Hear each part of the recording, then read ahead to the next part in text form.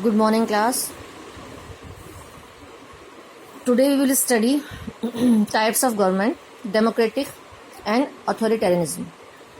Democratic government. A democratic government is one in which the people have active participation in the administration, and it is run by the representative of the people and for the welfare of the people. It means in a democratic government, the people elect their representative and representative form a government, and then that is called a democratic government. Second one is authoritarianism or dictatorship. In dictatorship form of government, absolute and unlimited powers are enjoyed by one man. There is only one man who holds office on the basis of force and rules over the people with the help of that force. In such a government, the ruler is above law, and he does not care for the public opinion. It means in dictatorship type of government, the ruler is only the supreme one. He has all the authority. He takes all the decisions, and all the country's functions are performed by him. All the orders are given by him, and the followers has to follow his rules. Okay. Number second, parliamentary and presidential form. The parliamentary and presidential form of government are based on the extent to which the executive and the legislature are dependent or independent of each other.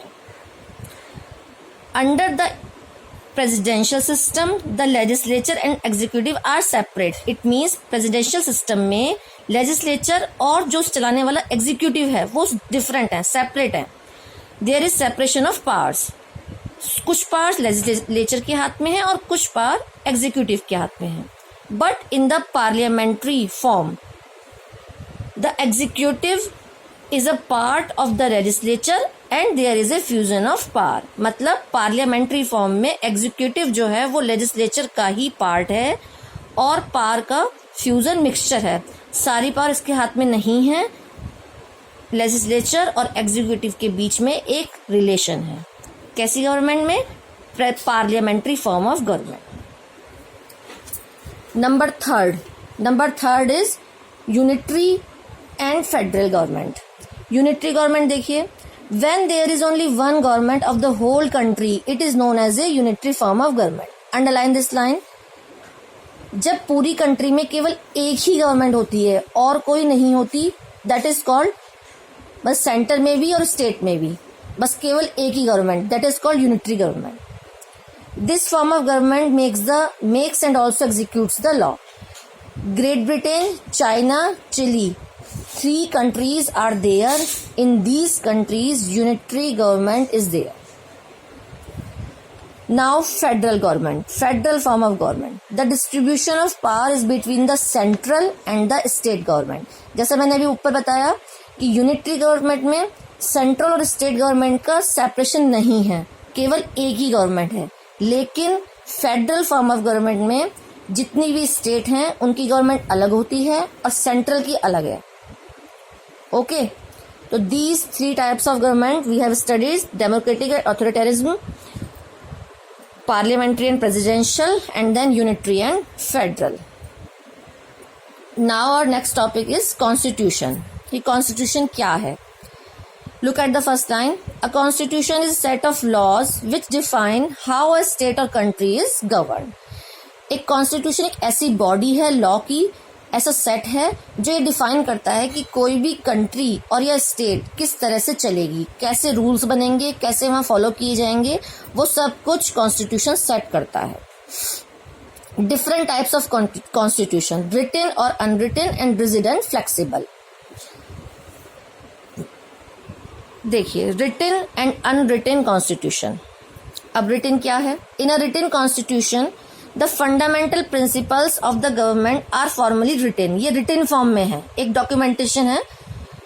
The constitution of India was prepared between 9 December 1946 and 26 November 1949. It means हमारे constitution को बनने में 9 दिसंबर 1946 से 26 नवंबर 1940 तक का time लगा.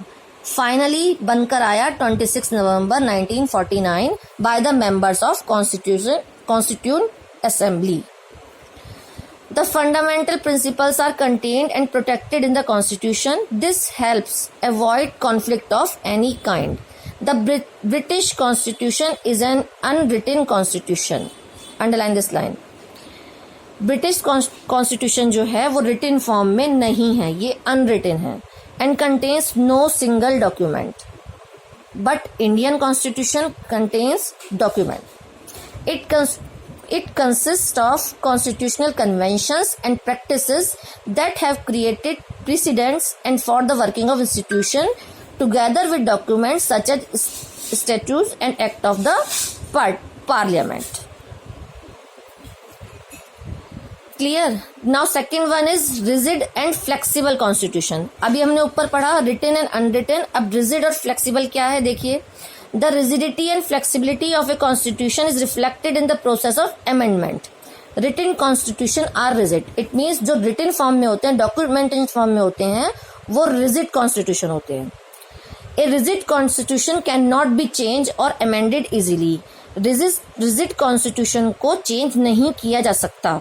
To make amendments in the constitution, specific procedures have to be followed. अगर इसके amendment में कोई change करनी होती है तो इसके लिए एक पर्टिकुलर प्रोसीजर को फॉलो करना पड़ता है.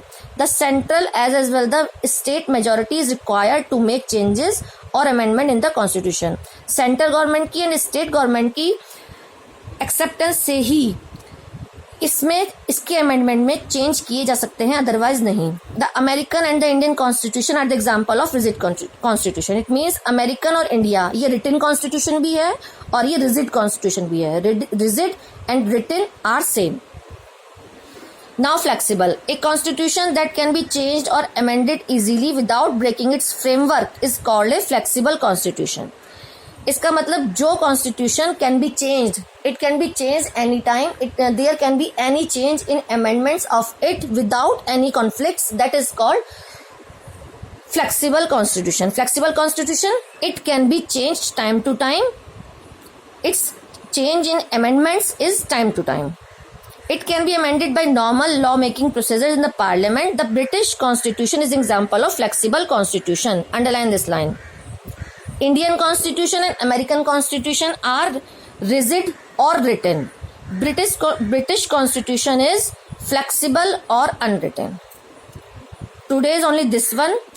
All of you will read page number 184, 185 and 186.